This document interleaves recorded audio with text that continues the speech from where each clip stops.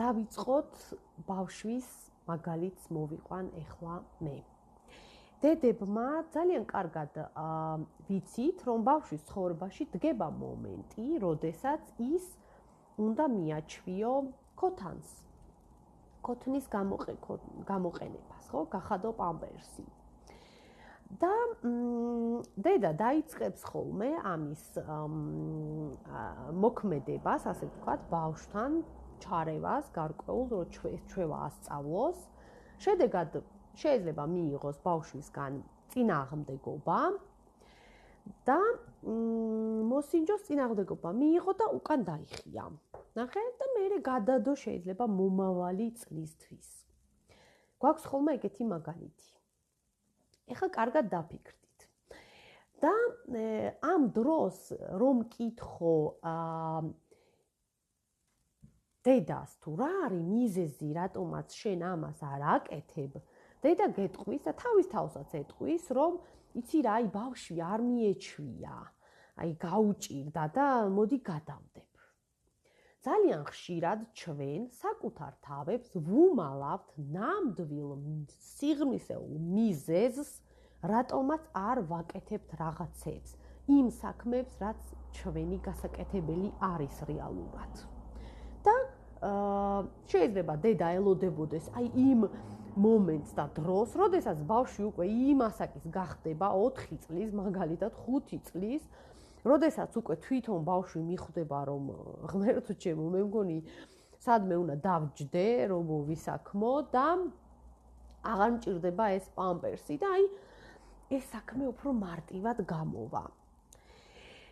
ანუ რეალური მიზეზი ვთქვათ, რატომაც შეიძლება დედა ბავშვს ამას არ აჩვევდა, იყოს ის, რომ მას გაუჭირდა იმ ძალისხმევის ჩადება იმ საქმეში, რაც საჭირო იყო. ის ძალისხმევა, რომ წარმოიდგინა, რამდენი სამუშაო იქნებოდა საჭირო, რამდენი წვალება, დღე, რამდენი დრო უნდა დაუთმო იმ მოვლენას, რომ უბრალოდ რაღაცა ჩვევა ბავშვის ცხოვრებაში დანერგო. წარმოიდგინეთ, ეხა დასრულს ადამიანს როგორ უჭირს, რომ ჩვევა დანერგოს და ეხა შენ უნდა დაანერგინო ბავშვს რაღაცა ჩვევა. და ეს იმდენად რთული სამუშაოა, რომ ბავშვი კი ვერ სწავლობს, ბავშვს კი არ უჭირს ჩვევის სწავლა. თვითონ დედას უჭირს ის, რომ მან აიღოს თავის თავზე ეს, არ ვიცი, კოუჩის თუ რა, წვრთნელის როლი, რომ ბავშვს ასწავლოს. ეს ძალისხმევა უჭირს, ასე ვთქვათ. ჭყალებში შეიძლება ეზარება, მაგრამ ეზარება არ არის ეგ სიტყვა. უჭირს, აი არ აქვს ამის ნერვები, არ შეუძლია. და ეგ არის ნამდვილი მიზეზი. ეს არის ერთი მაგალითი. ესეთი მაგალითები ძალიან ბევრი შეიძლება მოვიყვანოთ. მაგალითად, არ ვიცი, ინგლისური სწავლა გინდა და დადიხარ და მასწავლებლები არ მოგწონს და აი ვერ ისწავლე რა.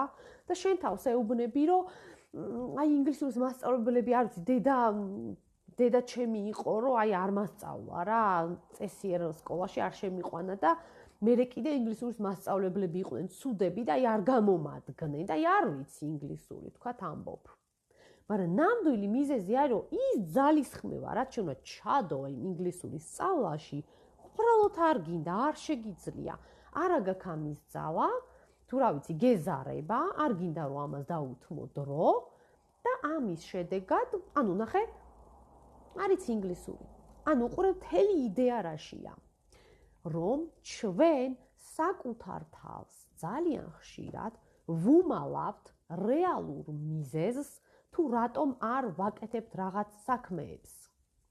იმის მაგვრად, რომ რეალური მიზეზი ვთქვათ, ერთგვარი საკუთარი თავის მოტყუება ხდება და ვაბრალებთ სხვა ადამიანებს, გარემო პირობებს და ყველაფერს იმას, რაც ჩვენს გარეთ არის და არა საკუთარ თავს. თანაც ნახეთ საკუთარ თავს რა გაგებით.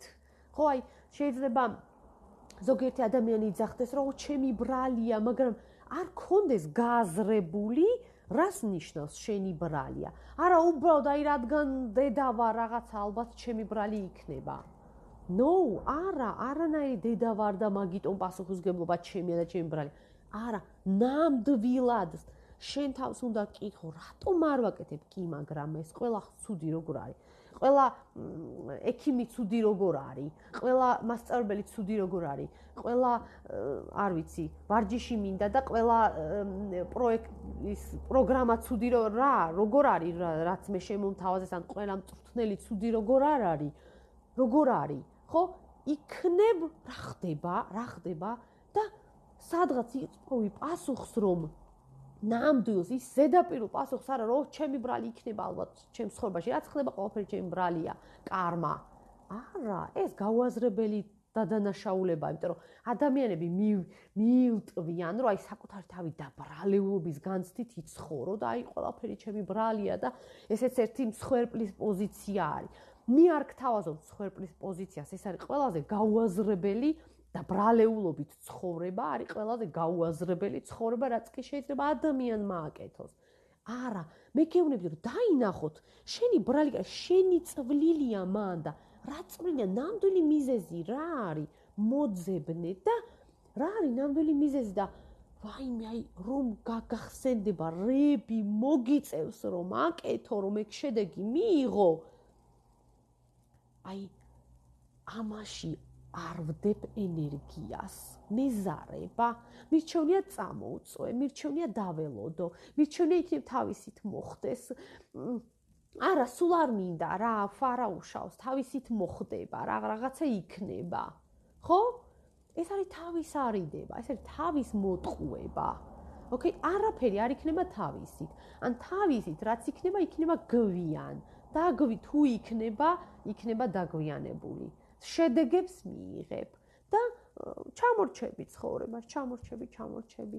ოკეი? ანუ თავის მოტყუებით, ნამდვილი მიზეზის ვერ დანახვით, მე იმას არ გეუბნებით, რომ ადამიანები განძრახი იტყუებთ თავს. არა, განძრახ არ ვიტყუებთ. ეს თვითონ ადამიანს აი არაცნობიერ დონეზე ეს შემუშავებულია ეს მექანიზმი გონებაში, რომ აი თვალს ვხუჭავთ, აი სიმართლეს ოღონდ ეს არ დაგვანახა, აი ოღონდ არ დავინახოთ საკუთარი თავი, საკუთარი მოქმედებები. გაუაზრებლად ვიტყვით, რომ იცი რა, მე დამნაშავე ვარ, მე ვარ აბა რაში ხარ და ვერ გეუბნება ადამიანი რაშია დამნაშავე. უბრალოდ დამნაშავე აბა თვითონ არის დამნაშავე, აბა როგორ ახლა? დედაა და ცუდი შვილი აღზარდა, ჩემი ბრალია, მაგრამ რაში ხარ დამნაშავე? მოძებნე ეგ.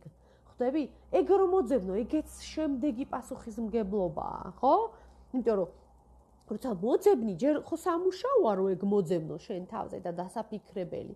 და რომ მოძებნი და პასუხები გაქვს, მე უკვე შეგიძლია რომ მოქმედებაზე უნდა გადახვიდე, ხვდები? და იმ ადამიანს, რომელიც იმ პოზიციაში, რომელიც იძახის, რომ აუ, დამნაშავე ვარ, მე ვარ დამნაშავე, ეს უმოქმედო პოზიციაა. დამნაშავე ვარ, ხო, ვიცი. აქედან არავინ არ მოქმედებს, იცოდეთ. ეს არის მსხვერპლის პოზიცია, დამნაშავე ვარ, ეხლა მომიტევეთ, მაპატიეთ, ხო, შემიწყალეთ, დამნაშავე ვარ, კი, ვიცი, გავიაზრე, გევეთანხმები, ოკეი? ეს არის აი უმოქმედო პოზიცია, მსხვერპლის პოზიცია, დამნაშავე, აქეთ ხდები მსხვერპლი, რომ აღიარებ და თავს იგვემავ და იტანჯები და განცდა გაქვს, მაგრამ მოქმედების პოზიცია არ არის. ნებისმიერი რაც აი ის აქტები, რაც ადამიანის შიგნით ხდება, მაგრამ არ ემსახურება მოქმედებას და უბრალოდ არის მხოლოდ სიტყვები, მხოლოდ ფიქრები, მხოლოდ ფუჭი, არ ვიცი, ცოდნა, რომელიც გონებაში გაქვს, მაგრამ არ რეალიზდება. ყველაფერი, რაც საქმეში არ გადადის. იცოდეთ, რომ ფუჭი და დაკარგულია და გაფლანგულია. აი თქვენ აი არ შეიძლება სამყარო ამას დაგიბრუნებს. ეს არ შეიძლება, რომ შენ თუ მარგალიტები გაქვს, აი გადატანითი მნიშვნელობით ვამბობ. და ამ მარგალიტებს არ ვიცი, სადღაც მალა, აი შენ თუ ნიჭი გაქვს და ამ ნიჭს არ იყენებ, შენ დამნაშავე ხარ მაგაში. იმიტომ რომ პასუხისმგებლობა გაქვს მაგ ნიჭზე და რადგან ნიჭით დაიბადე, უნდა გამოიყენო ეგ ნიჭი. აი ამაზე ალაპარაკი. ამიტომ მოქმედება და ის პირველი გასაკეთებელი რა არის? გადახედეთ ახლა თქვენს ცხოვრებას, ხო? გადახედეთ რაღაცებს, რაღაც იძახით, აი მე ეს ვერ გავაკეთე, აი მე ესეც ვერ გავაკეთე, ესეც, იმიტომ რომ ის არ გამომადგა, იმიტომ რომ ის იყო ცუდი, ის იყო გაფუჭებული და, ხო? ეგ ყველა საქმეები მოაგროვეთ, რაც სხვას ბრალდება, სხვა ადამიანებს, ან სხვა გარემოებებს, ან დაწესებულებებს, ან სისტემებს, არ ვიცი, აი მარტივი მაგალითი საქართველოს რაღაც განსაკუთრებული მაგალითია საქართველოს დამახასიათებელი თავრობაა ცუდი სახელმწიფოა ცუდია საქართველო და რა ვქნა ესე ღარიბი ვარ და სამსახურს ვერ ვშოულობ მოდი აბა კარგად დაფიქრდი კარგად ჩაიხედე შენს გულში რამდენი იმუშავე ბევრი ყველაფერი გააკეთე თუ გეზარება თუ არ შეგიძლია რომ სწავლაში ჩადო შენი ენერგია, ძალა, გონება, გეზარება, არ გინდა ღამეები ათენო, იმუშაო, ისწავლო და მერე შენსას მიაღწიო. იქნებ ეს ხდება. ხო? ოკეი, ჩვენ ვიცით, რომ საქართველოში ბევრი რამე არ არის აწყობილი და გაუმართავი ქვეყანაა და კანონი აქ არ მუშაობს და არაფერი და ყველაფერი თავდაყირა და არასწორად მუშაობს, მაგრამ ეგ მოცემულობაა, დამთავრდა. შენ სწორად მუშაობ? აბა კარგად დაფიქრე, აი, რასაც სახელმწიფოს ეუბნები, შენ იმას აკეთებ შენ სახლში? შენი სახლი, სიტუაცია, აქ ხო სახელმწიფო არ არის შენ სახლში. იდეალურად გაქვს დალაგებული მენეჯერულად, რომ არაფერი არ ირევა და ყველაფერი კარგად არის გადანაწილებული? ოკეი? ანუ მოვძებნოთ რეალური მიზეზები, ვინც სახელმწიფოს აბრალებს, რომ აი მე ის არ მაქვს, იმიტომ რომ ეს დედა მყავს ეგეთ და იმიტომ აი ჩემი შვილია ესეთი რაღაცნაირი და იმიტომ ვერ გავაკეთე. კარგად დაფიქრდით. ნამდვილი მიზეზი მოძებნეთ. იქნებ შენ თვითონ, ხო? თვალებს ხუჭავ და რეალურად გეზარება არ გინდა ენერგიის ჩადება იმ მოქმედის მეტია რა, ის მოქმედებები რაც შენგან არის საჭირო. არ გინდა. გაუსწორე ამას თვალები და მერე იმოქმედე, მერე გამოიტანე დასკვნები, მერე გააკეთე არჩევანი. რისი გაკეთება გინდა, გაწყობს ან და ასე შემდეგ. ოკეი? სულ ეს იყო, რაც მინდოდა მეთქვა. დიდი მადლობა. და შემომთავაზეთ თქვენი იდეები, რაზეც გინდა რომ გავაკეთო ვიდეო. გააზიარეთ ეს ვიდეო. ჩემთვის სასარგებლო იქნება და თუ თქვენს მოგეწონათ, დამიკომენტარეთ თქვენი აზრი, მოიწონეთ და მადლობა. გამოიწერეთ ჩემი არხი.